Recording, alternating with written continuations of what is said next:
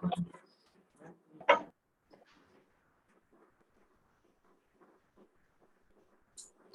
evening, sir. Good evening, sir. Good evening, sir. Sir. Good evening, sir. Good evening.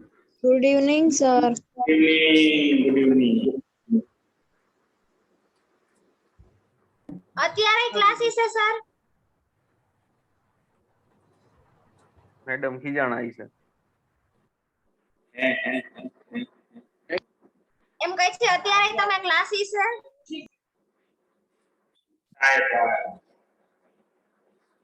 જો આપણે ને lecture તો તમારા ક્યાંક ને ક્યાંક થી દો. મેડમે કીધું કે જાઓ ક્લાસીસ એમ. ના એવું તો ક્યાં ઈ સાઈ કે ઘરે જ રહેવાનું બહાર જવાનું. એ સર. ઊંધું છે અમારું.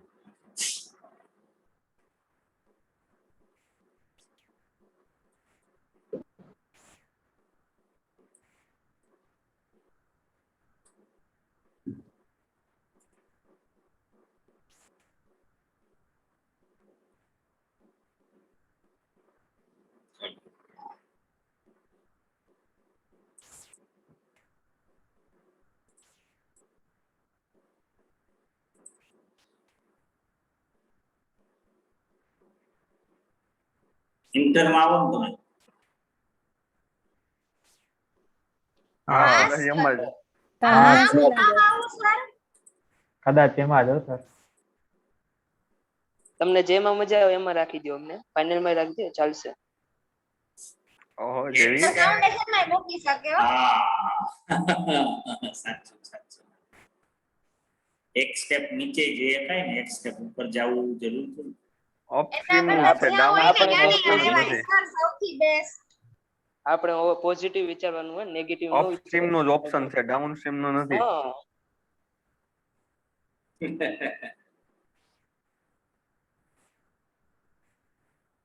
હા, હાલો ક્વેશ્ચન 12.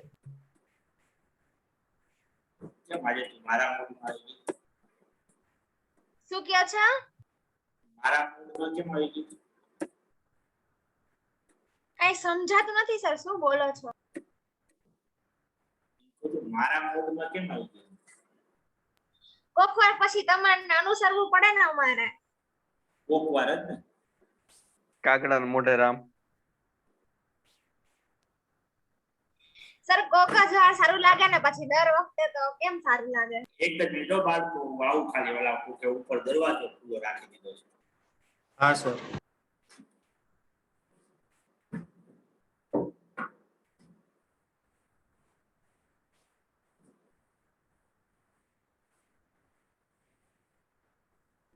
ઇશિત થઈ ગયું તું ને પછી ઈઆઈએસ નું. હા ભાઈ થઈ ગયું તું.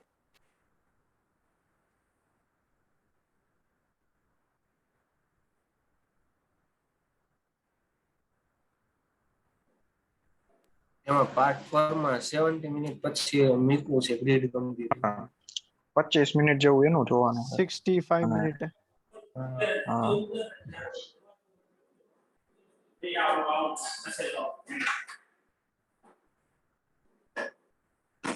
પાર્ટ 5 માં 28 મિનિટ થી ક્લાઉડ કમ્પ્યુટિંગ ચાલુ થાય ને. હા મારે અહીંયાથી જ બાકી છે. મારે ત્યાંથી જ બાકી 4 ના. ઓલા આગળનો ભાગ જોવાનો બાકી છે ને. ના થઈ ગયો ભાઈ.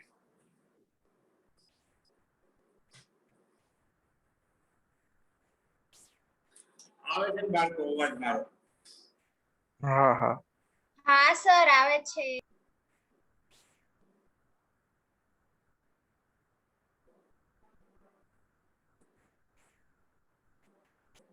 ઓલું લિસ્ટ ક્યાં હોય છે?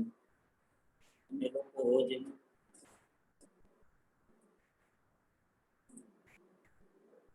અહીંયાથી કરવાની.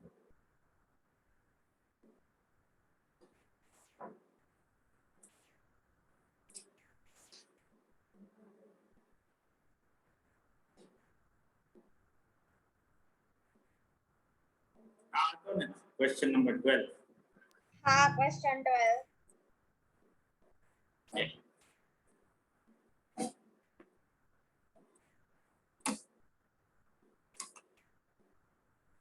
તો બાળકો હું એ આ ક્વેશ્ચન 12 સ્ટાર્ટ કરું એ પહેલા મારા તરફથી ભાઈ વણ માંગેલી વસ્તુ બરાબર હું એવું સમજીને જ હંમેશા મારી ઇમ્પ્રેશન એવી હોય છે તમારા બધા લોકો માટે કે ભાઈ તમને બધી વસ્તુ જે છે એ પ્રોપરલી સમજાઈ જાય છે. પણ આજે સવારે જે ઘટના બની એના પરથી મને પોતાને ફેક્ટ ચેક કરવાનો મોકો મળ્યો કે ભાઈ કદાચ બધું તમને સમજાતું નથી. મારા તરફથી ભાઈ હું તમને કહી દઉં જે લોકોને પણ કદાચ જો ન ખબર પડતી હોય કે આપણે શું કરી રહ્યા છીએ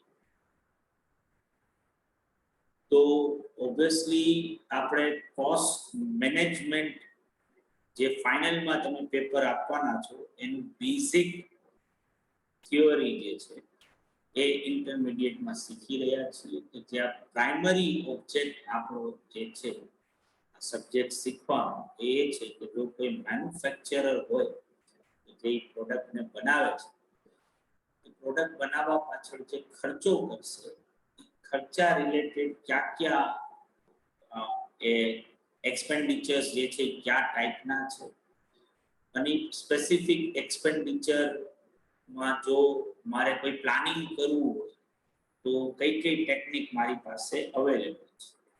જેમ કે આપણા મટીરિયલના ચેપ્ટરમાં રો મટીરિયલના પ્લાનિંગ રિલેટેડ થિયોરી જે છે એ આપણે સમજ્યા EOQ મોડેલ. એ જ રીતે જે વેજીસની કોસ્ટ ઇન્કર કરીએ છીએ એના માટે એમ્પ્લોઈઝ કોસ્ટ કે જ્યાં આપણે idle time, overtime, labour turnover ratio આ બધી વસ્તુઓ મને કોસ્ટ નક્કી કરવામાં હેલ્પ કરશે. અને એ જ રીતે આપણે ત્રીજું ચેપ્ટર ભણ્યા ઓવરહેડ્સ કે જ્યાં બીજા જેટલા ઇનડાયરેક્ટ એક્સપેન્ડિચર્સ જે ઇન્કર કરીએ છીએ એ કયા ટાઈપના હોય. જો તમે ફેક્ટરી પ્રિમાઇસીસમાં કોસ્ટ સેન્ટર્સની થિયોરી ચલાવતા હો તો કઈ રીતે તમે એની રિકવરી રેટ્સ ફાઇન્ડ આઉટ કરશો, એનું એપ્લિકેશન શું થાય, બરાબર આ બધું ઓવરહેડ્સના ચેપ્ટરમાં શીખ્યા. પછી આપણે ચેપ્ટર ભણ્યા એક એવું કે જ્યાં તમે જો એવા પ્રોડક્ટની સાથે ડીલ કરતા હો કે જે એક સિંગલ પ્રોસેસ કે સિંગલ ઓપરેશનમાં બનીને તૈયાર થાય છે અને તમારે એ પ્રોડક્ટનું કોસ્ટ ડિટર્મિનેશન કરવું છે તો તમે એને રિલેટેડ કોસ્ટ શીટ બનાવી શકો જે યુનિટ કોસ્ટિંગ નામનું ચેપ્ટર અને એના અંદર આપણે એ ઓબ્વિયસલી જે પર્ટિક્યુલર પિરિયડમાં આપણે જે પ્રોડક્શન કરીએ છીએ તો એની અલગ અલગ કોસ્ટ આપણે કઈ રીતે એક સ્ટેટમેન્ટ સ્વરૂપે જો મારે એક રિપોર્ટ બનાવવો હોય તો એનું સ્ટેટમેન્ટ કેવું બને બરાબર એ આપણે બેઝિક આઈડિયા એમાં લીધું.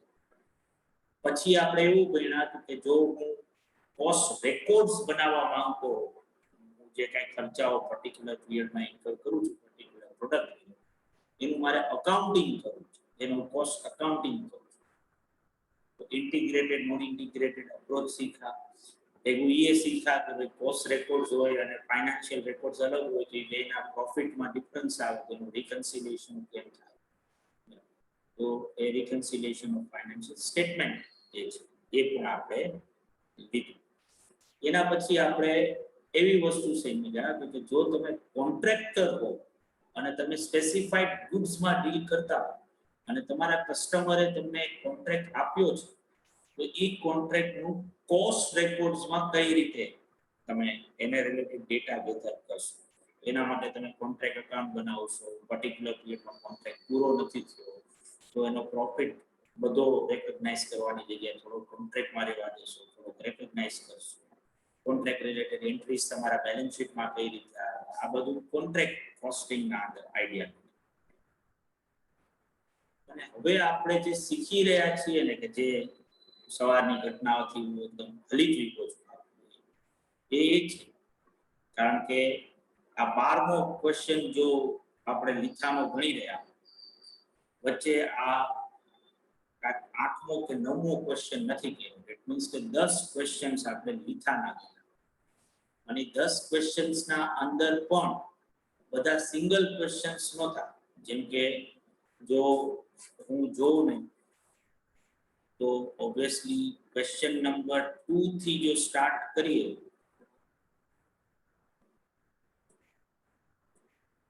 તો ક્વેશ્ચન 1 થી જ રાખે કે જેમાં 3 પ્રોડક્ટ રિલેટેડ ડેટા આપ્યો એટલે આપણે 3 વાર કોન્ટ્રીબ્યુશન જોઈતું, 3 વાર પીવી રેશિયો જોઈતું, 3 વાર બ્રેક ઇવન પોઈન્ટ જોઈતું. ક્વેશ્ચન નંબર 2 માં 2 ક્વેશ્ચન ના આન્સર આપ્યા, ક્વેશ્ચન નંબર 3 માં 4 ક્વેશ્ચન ના આન્સર આપ્યા, બરાબર. ક્વેશ્ચન નંબર 4 માં 2 ક્વેશ્ચન ના આન્સર આપ્યા, ક્વેશ્ચન નંબર 5 માં 3 ક્વેશ્ચન્સ ના આન્સર આપ્યા.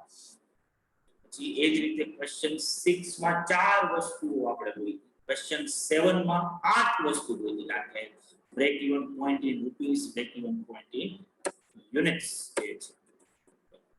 એ જ રીતે ક્વેશ્ચન 8 ના અંદર પણ 2 ક્વેશ્ચન નો આન્સર આપ્યો. ક્વેશ્ચન 10 માં રૂપિંગ 6 ક્વેશ્ચન્સ આપણે જોયા. ક્વેશ્ચન 11 તો બધાયનું બાપુજી કે જેમાં આપણે ટૂંકમાં જે છે અરાઉન્ડ 10 થી 12 વસ્તુઓ જે છે એ ડેટા ઉપરથી ગણી. આ સિવાય આ ટોપિક સ્ટાર્ટ કરતા પહેલા મેં તમને અમુક ક્વેશ્ચન્સ ગણાવ્યા જે તમારા જૂથામાં હતા નહીં અને આપણે ખાલી તમે એ પોઈન્ટ્સ ને સમજી શકો આ બધા ક્વેશ્ચન્સ જે છે એ. અને પ્લસ આજે સવારે તમે એક ગજબનું બહુ મોટું એવું કામ કર્યું અને એ શું હતું કે તમે એક સાથે 10 ક્વેશ્ચન્સ ના આન્સર આપ્યા. એવો એક કોમ્પ્રિહેન્સિવ ક્વેશ્ચન જે આ બેઝિક થિયરીની સાથે જોડાયેલો ક્વેશ્ચન. તો આટલા ક્વેશ્ચન્સ કર્યા પછી તમારામાંથી જો ક્વેશ્ચન એવો થતો હોય કે આપણે આવું શું કામ કરીએ છીએ, તો આ તમારી ફેલિયર કરતા મને મારી વધારે ફેલિયર લાગી રહી છે કે જો આટલા ક્વેશ્ચન્સ ગણ્યા અને કોઈ સ્ટુડન્ટ મને આવીને એવું પૂછે કે આવું શું કામ થઈ રહ્યું છે,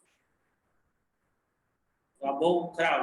આપણે કોઈ ઇન્ડિવિજ્યુઅલ સ્ટુડન્ટ ઉપર કે યા કોઈ જતા નથી, તમે લોકો શું કરો છો ઘરે બેસીને મને એ પણ ખબર નથી, બરાબર છે.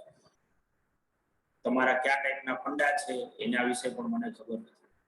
જનરલી હું એવું માનું છું કે તમે જો એ વસ્તુ અને આ મારે જે કેવું છે એ સિવાયનું વધારાનું વચ્ચે મારા મગજમાં એવું જો તમે પતંજલિ ઇન્સ્ટિટ્યૂટના અંદર એડમિશન લીધું છે તો અહીંયા જે ફેકલ્ટીઝ છે, પછી હું હોઉં, અંકુર હોઉં, જીગર હોઉં, ગમે તમારે સૌથી પહેલું કામ જે કરવાનું છે ને જીવનમાં એ છે કે એ લોકો ઉપર 100% નો ટ્રસ્ટ.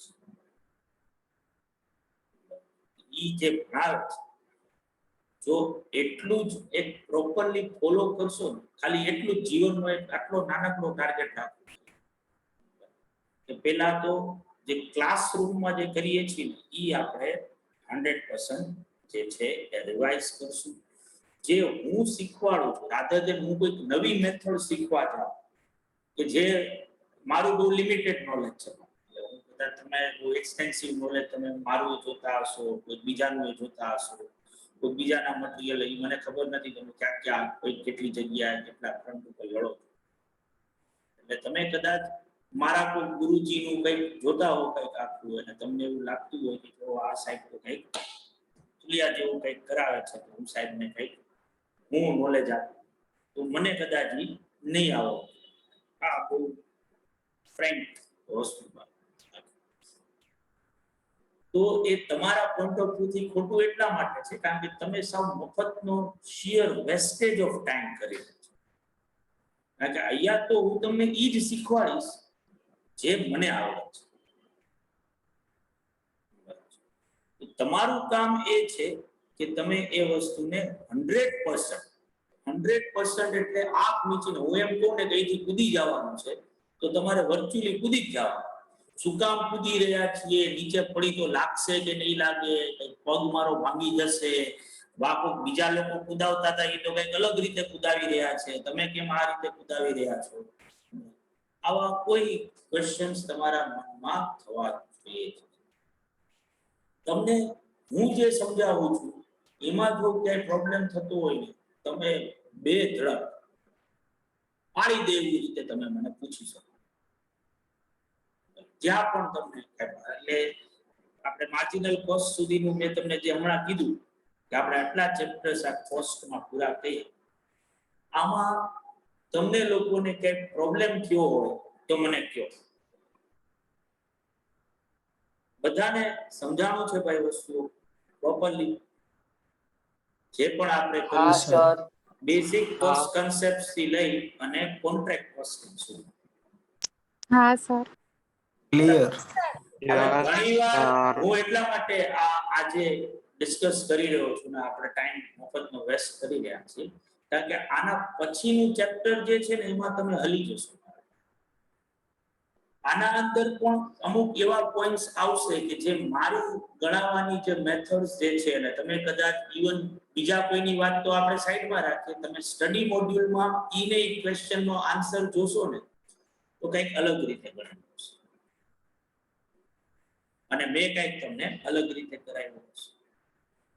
તો તમારે બેઝિકલી મારું વેરિફિકેશન નથી કરવું કે ભાઈ હું ગણાવું છું એવું શબ્દશ કોઈ બીજી જગ્યાએ લખેલું છે કે નહીં. કારણ કે મારે તમને ટેસ્ટ નથી આપવાની કે તમારે મારી ટેસ્ટ નથી આપવાની, તમારે ઇન્સ્ટિટ્યૂટની ટેસ્ટ આપવાની. એટલે તમારે બેઝિકલી કન્સેપ્ટ્સ ક્લિયર કરવાના છે અને એને ગણવાની મેથોડોલોજી સમજવાની. જેમ કે હવે આના પછીનું જે ચેપ્ટર કરશું ને સ્ટાન્ડર્ડ ક્વેશ્ચન, આ જો તમે સ્ટડી મોડ્યુલમાં જોવા જશો ને તો આપણે જે ક્લાસરૂમમાં ક્વેશ્ચન્સ ગણ્યા હશે જે મેથડથી આપણે ગણીએ છીએ તમને એક લીટી પણ સ્ટડી મોડ્યુલ્સમાં એવી જોવા નહીં મળે. ખાલી જે જોવા મળશે ને એ જ મળશે કે આન્સર ટેલી થાય છે. એટલે જો તમે મારા ઉપર 100% ભરોસો રાખી અને એ મેથડ જે હું સમજાવું એ જો પ્રોપરલી અડોપ્ટ કરશો ને તો જ સ્ટાન્ડર્ડ કોસ્ટિંગ નામનું ચેપ્ટર તમને આવડશે. બરાબર. બાકી તમે જો ભેગું સ્ટડી મોડ્યુલ કે બીજી કોઈ મટીરીયલમાં પણ ડાકોડિયા મારવાનું રાખશો તો ઓબ્વિયસલી ઘણો પ્રોબ્લેમ થશે તમને. મને તો કઈ નહીં થાય, તમને થશે.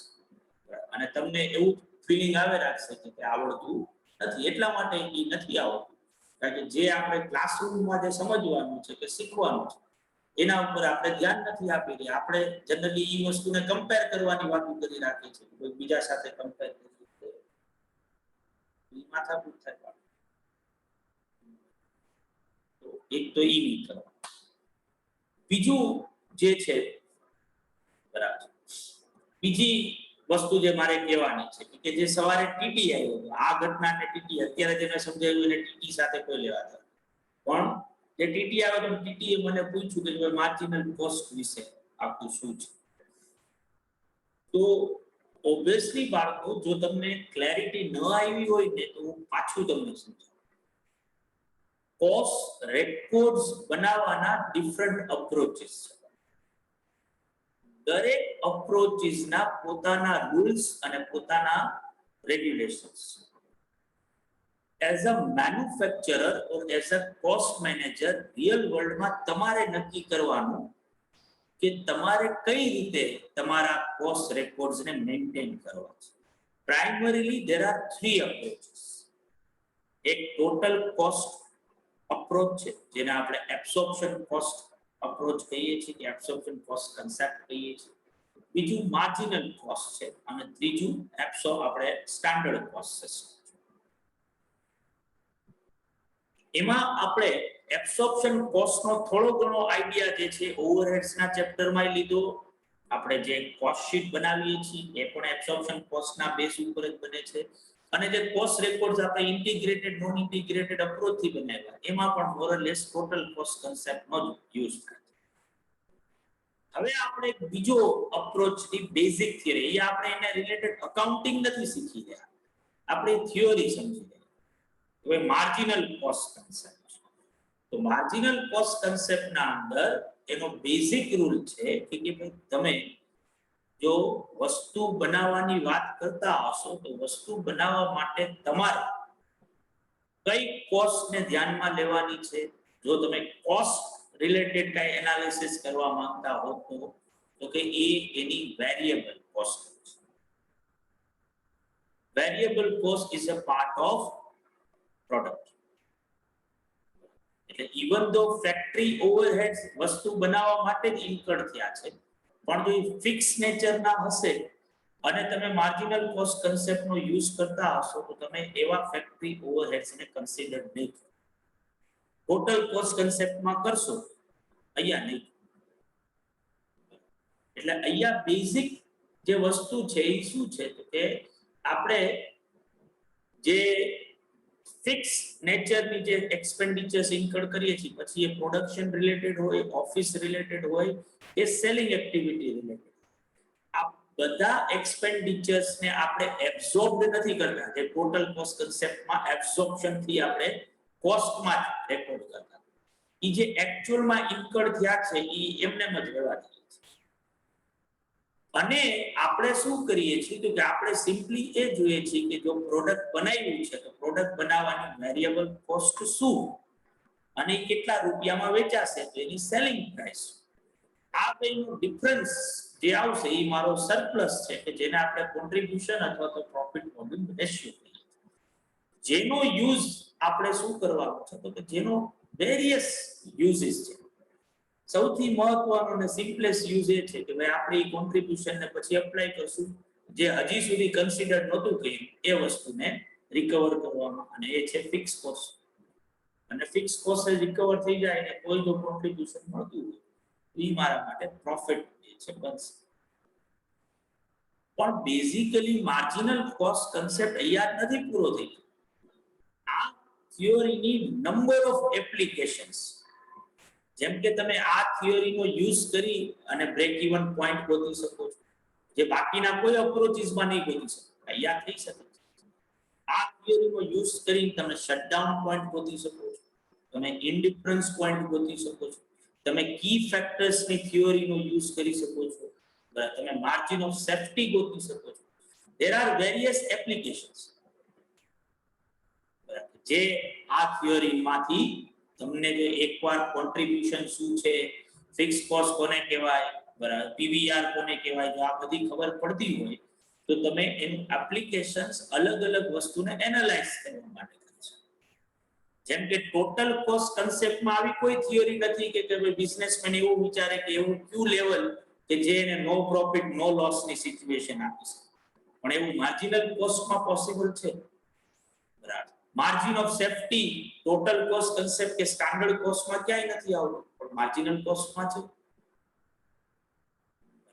Shutdown point, indifference. તો આ થિયોરીના શું છે અલગ અલગ યુઝિસ છે. ખાલી કોસ્ટ રેકોર્ડ્સ જ નહીં, એનાલિસિસ કરવા માટે પણ તમે ઓબ્વિયસલી માર્જિનલ કોસ્ટ કન્સેપ્ટનો યુઝ કરી શકો. જે આપણે સમજી રહ્યા છીએ. બીજું જે ટીટી ને કન્ફ્યુઝન થયું હતું એવું જો કન્ફ્યુઝન તમને બધાને થયું હોય, બરાબર, કે માર્જિનલ કોસ્ટ એટલે સીમાંત પડતર એડિશનલ 1 યુનિટ બનાવવાનો ખર્ચો જે ઇકોનોમિક્સમાં ભણ્યા, આ મોરલેસ સાચું છે. કારણ કે જો 100 યુનિટ બનાવવા માટે 1 લાખ રૂપિયાનો ખર્ચો થયો હોય ને 101 યુનિટ બનાવવા માટે 1,01,000 રૂપિયા થાય તો વધારાનો 1 યુનિટ બનાવવા માટે 1000 રૂપિયાનો ખર્ચો થયો હોય. જે મેજોરિટી કેસીસમાં શું હશે, વેરિયેબલ છે. બાકી તો જે ફિક્સ ટાઈપનો ખર્ચો હતો એ તો ઓલરેડી 1000 યુનિટ બનાવવામાં થઈ જ ગયો. હવે વધારાનો યુનિટ બનાવવા માટે જે ખર્ચો થાય મોરલેસ વેરિયેબલ એક્સપેન્ડિચર.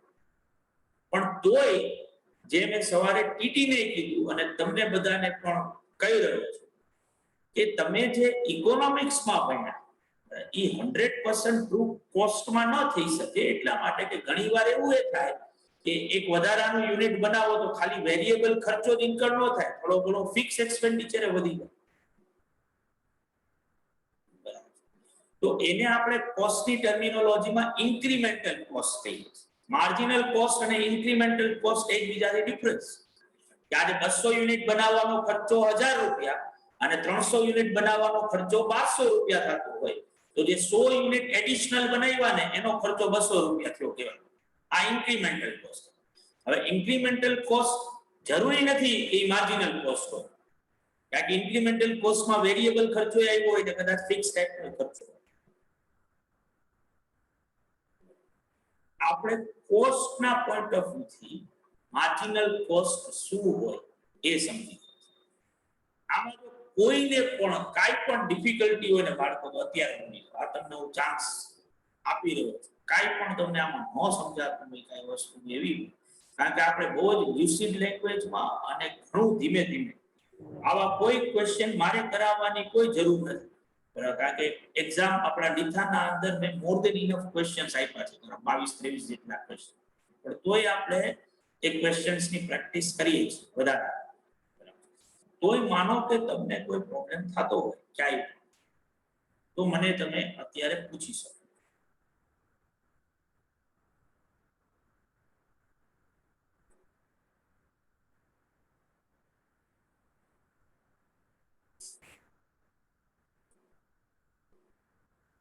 Clear sir.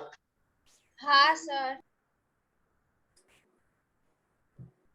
પાણીની bottle. Okay,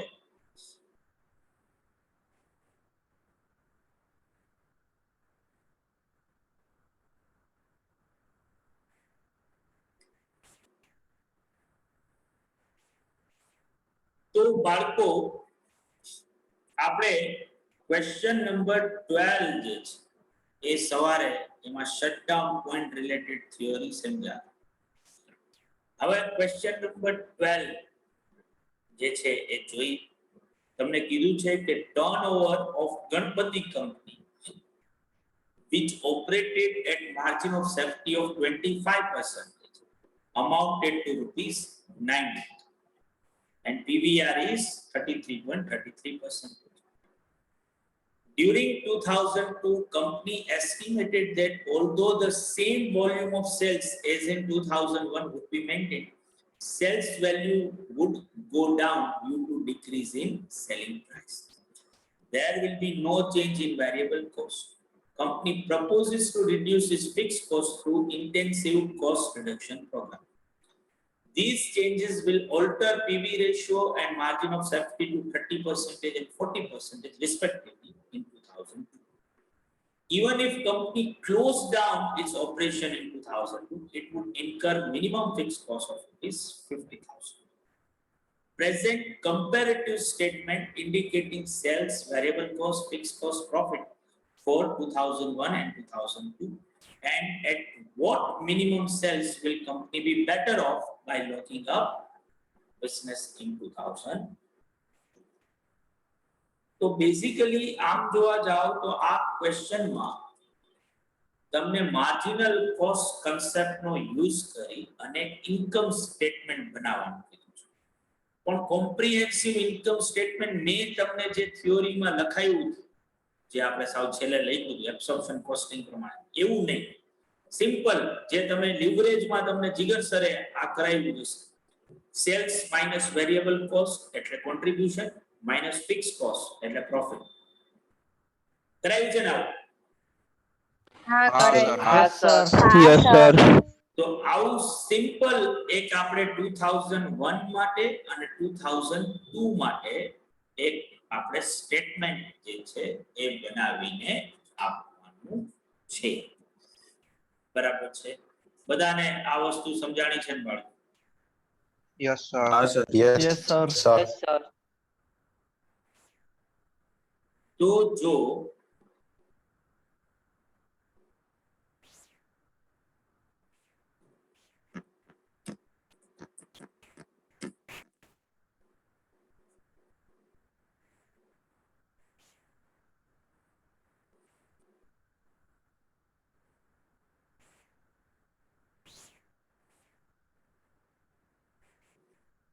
question number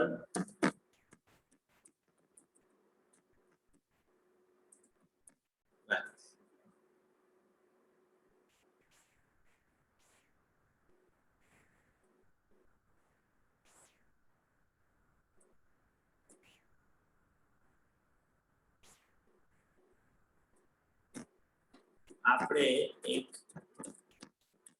income statement જો બનાવી for 2001 for 2000,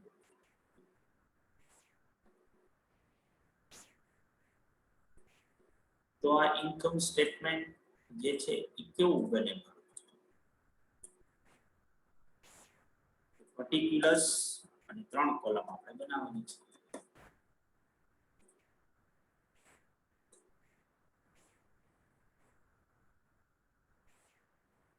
અને જે મોરલ લેસ આવું હોય સેલ્સ લેસ વેરિયેબલ કોસ્ટ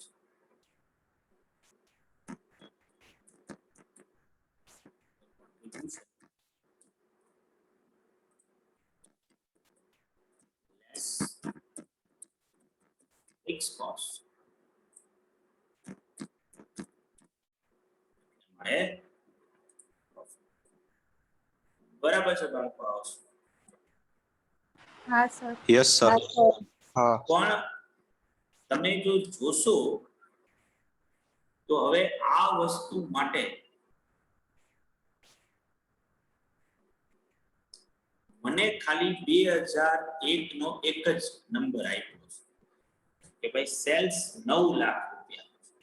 બાકી બધી વસ્તુઓ શું છે ભાઈ? મિસિંગ છે.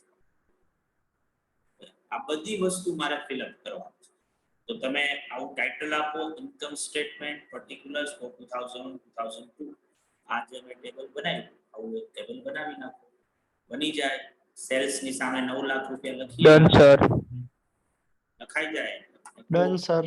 Done sir. Done sir.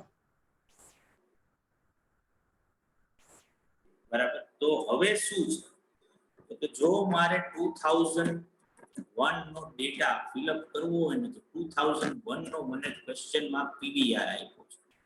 કેટલો આપ્યો છે પીવીઆર? 33.33. 33.33.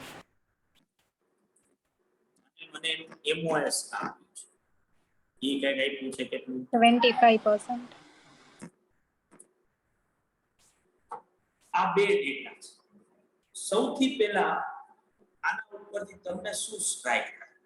તો સૌથી પહેલા મને જે સ્ટ્રાઇક થાય પ્રોફિટ એ થાય જડી જાય. કે જો આ પીવીઆર ને સેલ્સ થી મલ્ટીપ્લાય કરી નાખું તો મને ટોટલ કોન્ટ્રીબ્યુશન મળી. બરાબર છે, રાઈટ. ઓર હું આમે કહી શકું કે જો પીવીઆર 33.33% છે તો મારો વેરિયેબલ કોસ્ટ રેશિયો શું થાય? તો variable cost ratio 100% minus PVR. તો 100% minus 33.3%. 66.67. તો આના ઉપરથી મને વેરિયેબલ કોસ્ટ મળી જાય કે જો 9 લાખ રૂપિયા હોય ફિક્સ કોસ્ટ અલા સેલ્સ મારું તો એના 66.67% શું હોય એની વેરિયેબલ કોસ્ટ. જે કેટલા રૂપિયાની આવે? 6 લાખ. ઓર તમે જો સીધું પીવીઆર થી મલ્ટીપ્લાય કરીને આપ્યું હોય તો સીધું કોન્ટ્રીબ્યુશન મળી જાય 3 લાખ રૂપિયા. બરાબર કે નહીં? હા સર બરોબર. હા સર. યસ હા તો સર. હવે કાં તો મને ફિક્સ કોસ્ટ મળી જાય તો હું પ્રોફિટ લખી શકું બેલેન્સિંગ ફિગર તરીકે, કારણ કે 3 લાખ આ બે વસ્તુનો સરવાળો, અને કાં પ્રોફિટ મળી જાય તો ફિક્સ કોસ્ટ લખી શકાય બેલેન્સિંગ ફિગર તરીકે. તો ઓબ્વિયસલી જે ટાઈપનો ડેટા આપ્યો છે એના ઉપરથી મને એ ખબર પડે કે જો એમઓએસ 25% હોય તો એમઓએસ ઇન રૂપીસ જો મારે કરવું હોય તો મારે સિમ્પલી શું કરવું પડે તો કે આ જે સેલ્સ આપ્યું છે એના 25% કરી નાખો તો કેટલા થાય? તો કે 2,25,000. અને આ એમઓએસ નું જે સેલ્સ આવ્યું આના ઉપરથી જો મારે પ્રોફિટ ગણવો હોય તો મને ખબર હતી કે એમઓએસ ને પીવીઆર થી મલ્ટીપ્લાય કરું તો મને સીધો પ્રોફિટ મળે. એમઓએસ નું સેલ્સ એવું સેલ્સ કે જે મને પ્રોફિટ આપે છે. તો પીવીઆર છે 33.33%. તો સીધા મને 75,000 રૂપિયા પ્રોફિટ ના મળે. ઓર હું આવું કરી શકું એમઓએસ ના બરાબર એમઓએસ ના રૂપિયા ગોતવાની કઈ માથાકૂટ ન કરું, એની જગ્યાએ હું પ્રોફિટ ના સીધા પર્સન્ટેજ ગોતું. અને પ્રોફિટ ના પર્સન્ટેજ કઈ રીતે મળી શકે? તો કે ઓબ્વિયસલી એમઓએસ જે આપ્યું છે એને પીવીઆર કરું. MOS છે 25%, આ છે કઈક આપણે 33.33 ડિવાઇડેડ બાય 100, તો મને 8.33% નો પ્રોફિટ નો રેટ મળે. અને હવે જો આ 8.33% નો પ્રોફિટ નો રેટ મળે તો એને સીધું સેલ્સ સાથે મલ્ટીપ્લાય કરી નાખો. 9 લાખ ના 8.33% કરું યા તો ઈ જ 75, યા સીધા 75,000 લખું તો 3 લાખ નું જો કોન્ટ્રીબ્યુશન હોય તો મારી ફિક્સ કોસ્ટ શું થાય? તો મારી ફિક્સ કોસ્ટ થાય 2 લાખ. 2,20,000. આ મારી બેલેન્સિંગ ફિગર આવે.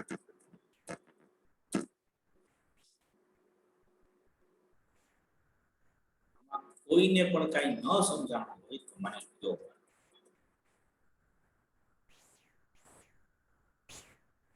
બધાને ક્લિયર? હા સર. Yes sir. તો આ ફોર 2001 વાળું જે મેં લખ્યું છે ને એ પેલા કરી નાખું કોપી પેસ્ટ, અને પછી આપણી આ પહેલી કોલમ જે છે ઈ આખી ભરાઈ. હવે મારે ચિંતા ખાલી શેની કરવાની છે? બીજી કોલમની.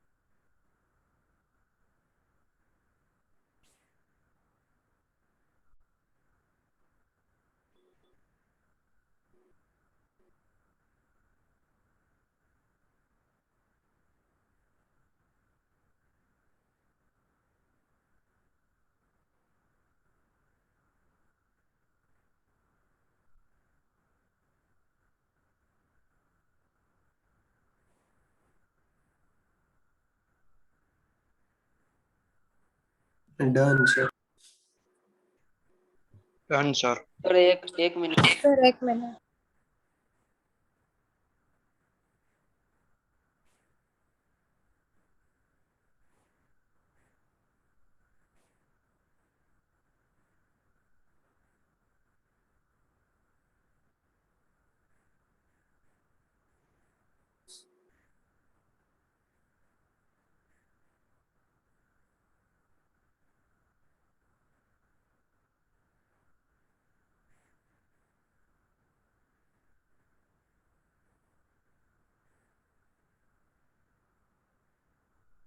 Done sir. કોઈ બાકી નથી બાળકો? Done sir. હા. તો હવે 2002 માટે શું કીધું છે? તો કે 2002 માટે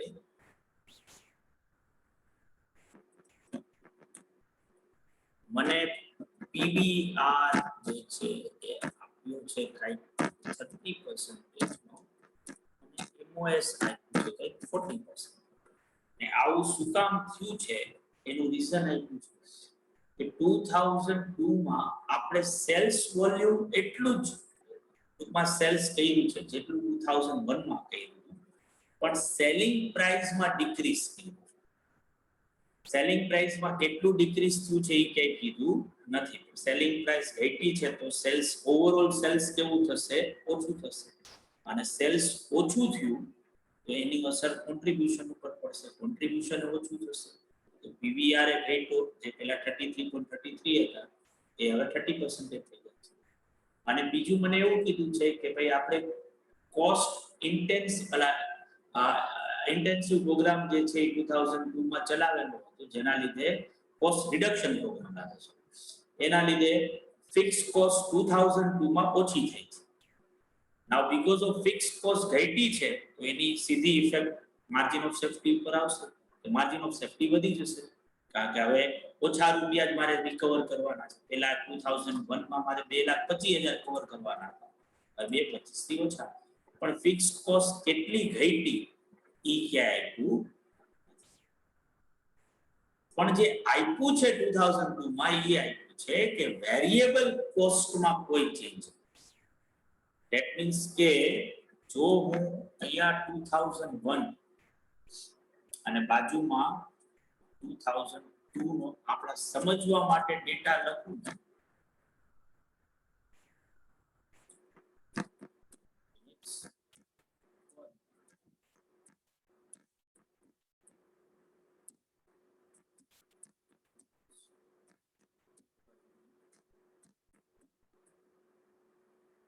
તો 2001 માં સેલ્સ 9 લાખ રૂપિયાનું.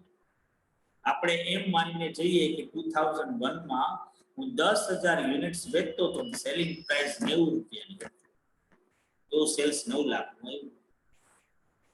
વેરિયેબલ કોસ્ટ બીકોઝ ઓફ 2/3 હતું, તો 10,000 યુનિટ્સ બનાવ્યા હોય તો 10,000 યુનિટ્સ માં આપણે વેચ્યા હોય તો 10,000 યુનિટ્સ બનાવ્યા હોય, અને વેરિયેબલ કોસ્ટ 2/3 હતી એટલે 60 રૂપિયા થાય, 6 લાખ રૂપિયા આવ્યા છે. હવે 2002 માં શું કીધું તો કે આ સેલ્સ વોલ્યુમમાં કોઈ ચેન્જ નથી, ઈ તો એટલા ને એટલા છે, પણ એની સેલિંગ પ્રાઇસ શું ઈ મને ખબર નથી. બરાબર. હવે 10,000 યુનિટ્સ વેચી ક્યારે શીખાવ, જ્યારે ઈ બનાવ્યા હોય ત્યારે. અને વેરિયેબલ કોસ્ટમાં કોઈ ચેન્જ નથી. ધેટ મીન્સ કે 2002 માં પણ વેરિયેબલ કોસ્ટ કેટલી રહેશે, 60 ની 60. જો 2001 માં એ 60 રૂપીસ ની હોય. તો આનો સીધો મતલબ શું થયો કે આ 6 લાખ રૂપિયા જે છે એ 2002 માં પણ આવશે, 2001 માં. એક જ મિનિટ બાળકો, જરા પ્રિય પત્ની ભેગી વાત કરી. ચકુડા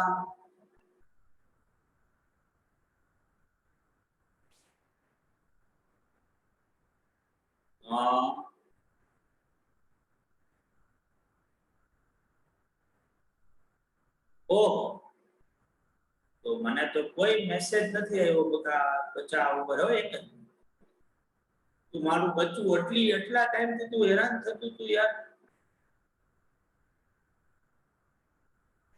એક મિનિટ ઉપર તને પેલા હે શું કે છો, હું જોઉં જ છું યાર, કોઈ મેસેજ લખ્યો નથી યાર. ગઈકાલનો મેસેજ હતો ટેકનિકલ ઇશ્યુ ના સબબથી ક્લાસ નહીં થઈ શકે. આજે તો કાઈ લખ્યું નથી યાર, કાઈ.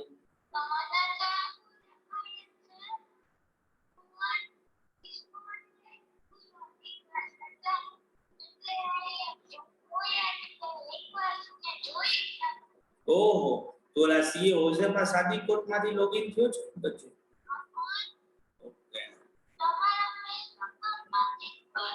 ઓહો, તો ઉભો રહે, હવે હું ખાલી એકવાર ફોન કરી દઉં યાર એને.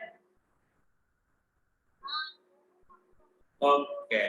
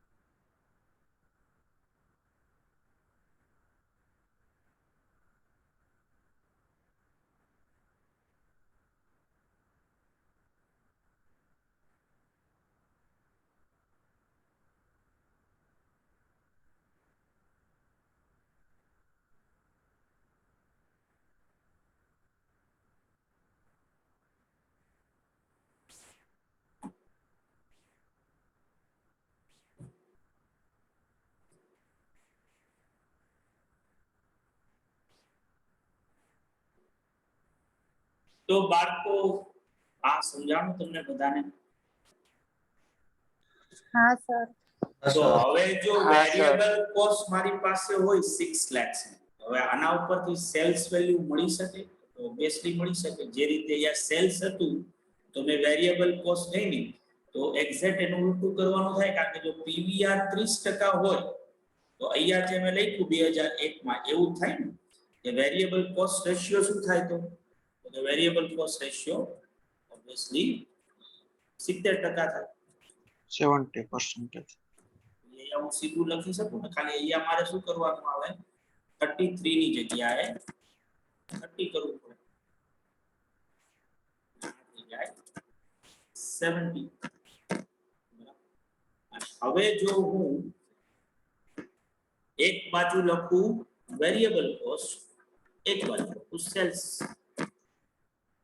તો 70 એ 100 રૂપિયા,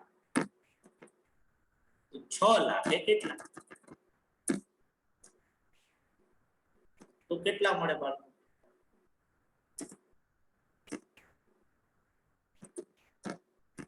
$8,57,143. તો જુઓ તમે 9 લાખ ની જગ્યાએ સેલ્સ કેટલું કરી શકશો તમે? હવે ખાલી 8,57,143. વોલ્યુમ તમારું એનું ઈ જ છે, પણ તોય સેલ્સ વેલ્યુ ઓછી થઈ. એનું રીઝન શું છે? તો એનું રીઝન એક જ છે, આપણી સેલિંગ પ્રાઇસમાં શું થયો છે? ઘટાડો થયો. અને હવે જો આ 857,143 સેલ્સ હોય તો 257,143 શું બને? કોન્ટ્રીબ્યુશન. કોન્ટ્રીબ્યુશન. બરાબર. તો હવે તો 2002 ને 2001 સેમ વસ્તુ પર આવી ગયો. અહીંયા કોન્ટ્રીબ્યુશન હતું ને પ્રોફિટ ગોઈતું એટલે ફિક્સ કોસ્ટ મળી ગઈ હતી. તો એ સેમ કન્સેપ્ટ અહીંયા લાગુ પડે ને કે ભાઈ હું આ સેમ વસ્તુ કરું કે ભાઈ એમઓએસ ઇન રૂપીસ ગોતવું હોય મારે તો શું કરવાનું થાય?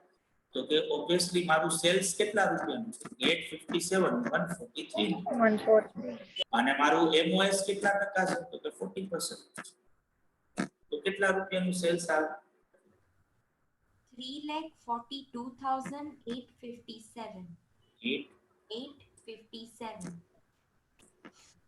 342,857. તો હવે મારે જો પ્રોફિટ ગણવો હોય તો જે મેં 2001 માં કર્યું એ સેમ વસ્તુ કે ભાઈ એમઓએસ ઇન્ટુ પીવીઆર કરી નાખો ડિવાઇડ બાય 100. તો 342,857 અને એને ગુણ્યા 30%. કેટલો પ્રોફિટ થાય? 1,02,857. ઓર જે આપણે 2002 માં 2001 માં કર્યું એ રીતે કે તમે પ્રોફિટ ના પર્સન્ટેજ ગોતી લો. તો પ્રોફિટ ઇન પર્સન્ટેજ એ કઈ રીતે મળે? તો એ obviously MOS into PVR. Obviously MOS છે 40, પીવીઆર છે 30 ડિવાઇડેડ બાય 100. 12%. હવે સીધો પ્રોફિટ મળી જાય. 12% કરવાના કોના? સેલ્સ ના. સેલ્સ કેટલું છે? તો કે સેલ્સ છે 8,57,143. એના 12% કરો તો 1,02,857. જે રીતે પણ તમને ઈચ્છા પડે એ રીતે તમે ગોતી શકો છો. અહીંયા તમે લખો 1,02,857. તો ડિફરન્સ ના રૂપિયા તમને ફિક્સ કોસ્ટ ના મળી જાય. 1,54,286. 1,54,000. 286. તમે જો પ્રીવિયસ યર કરતા આ યર માં ફિક્સ કોસ્ટ ઓછી થઈ ગઈ. જે આપણે કોસ્ટ રિડક્શન પ્રોગ્રામ ચલાવ્યો એ વસ્તુ આવી ગઈ. બરાબર છે ને? સર બોલ. સર આપણે એમઓએસ ઇન્ટુ કોન્ટ્રીબ્યુશન કરી દે તોય ડાયરેક્ટ પ્રોફિટ મળી જશે ને? કોન્ટ્રીબ્યુશન એમઓએસ કોન્ટ્રીબ્યુશન એના પર્સન્ટેજ કરવાના. હા, એટલે કોન્ટ્રીબ્યુશન રહ્યું ને એને એમઓએસ ના પર્સન્ટેજ સાથે મલ્ટીપ્લાય કરી દેસી તોય ડાયરેક્ટ પ્રોફિટ મળી જશે ને? હા હા મળી જ જાય ને સીધું, પણ એની જગ્યાએ તે ઓલો પીવીઆર ગોતેલો જ છે ને percentageમાં. હા તને એ એમ- ગોતેલો છે. હા એટલે 12% તો તને ઈ રીતે મળી જાય ને સીધું એમ. હા સર, એટલે ઓલી રીતે ચાલે ને એક્ઝામ પોઈન્ટ ઓફ વ્યૂ. મેં તને કીધું ઓલામાં સવારે કીધું કે તમે આન્સર ગમે એ રીતે ગોતો, આન્સર આવવો જોઈએ. Okay sir. બચ્ચા એ કઈ રિપ્લાય નથી આપી રહ્યા. તો કાઈ નહીં, હવે તો હા, 6:30 સમજાઈ તો ગયું. થઈ Yes, sir. ગયા. કેટલા થયા? 6:25 સુધી થયું છે, કાઈ થયું નથી તો હવે કાઈ નહીં, રજા મજા કર. બરાબર, બસ આવજે, બાય બાય.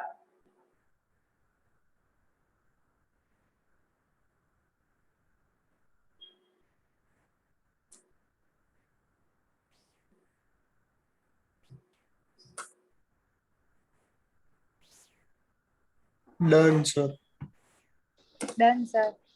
ના સર બાકી છે 1 જ મિનિટ.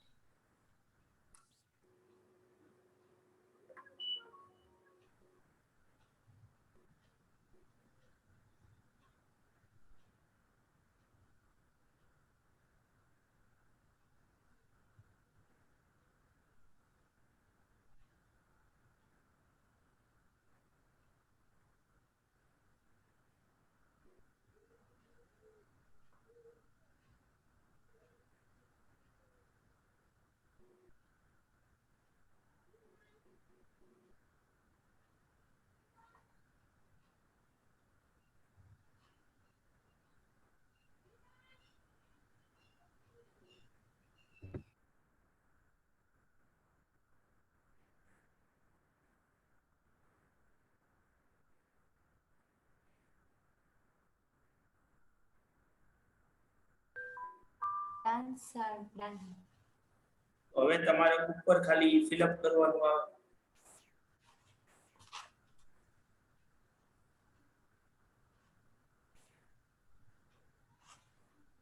બરાબર, કરી લીધું બધા?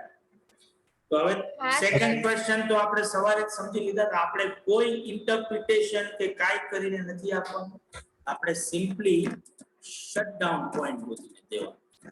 અને શટડાઉન પોઈન્ટ એટલે શું? તો કે શટડાઉન પોઈન્ટ એટલે અવોઇડેબલ ફિક્સ કોસ્ટ ડિવાઇડેડ બાય, તમે યુનિટ્સ માં નહીં ગોતી શકો કારણ કે આપણી પાસે પર યુનિટ કોઈ ડેટા નથી, એટલે ડિવાઇડેડ બાય પીવીઆર જ કરવું પડશે. અવોઇડેબલ ફિક્સ કોસ્ટ કેટલી? તો આ 2002 ના પોઈન્ટ ઓફ વ્યૂ થી વાત કરી રહ્યા છે. 2002 માં તમારી ટોટલ ફિક્સ કોસ્ટ થતી હતી 154,86, જેમાંથી મિનિમમ 50,000 તો ઇન્કર થવાના જ છે, તમે ઇવન ધો ઓપરેશન ને બંધ કરી દો તો માઈનસ 50,000 અને ડિવાઇડેડ બાય 30%. તો કેટલું સેલ્સ આવે? 347,620.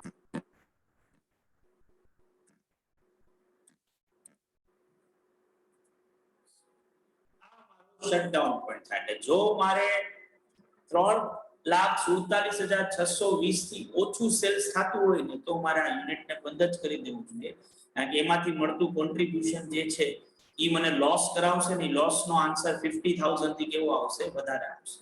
બરાબર, 347,620 થી વધારે સેલ્સ થતું હોય તો યુનિટ કન્ટિન્યુ રાખવું જોઈએ, ભલે લોસ થાય પણ લોસ 50,000 કરતા કેવો હશે? ઓછો હશે. જે આપણે મોર્નિંગમાં સમજાતા.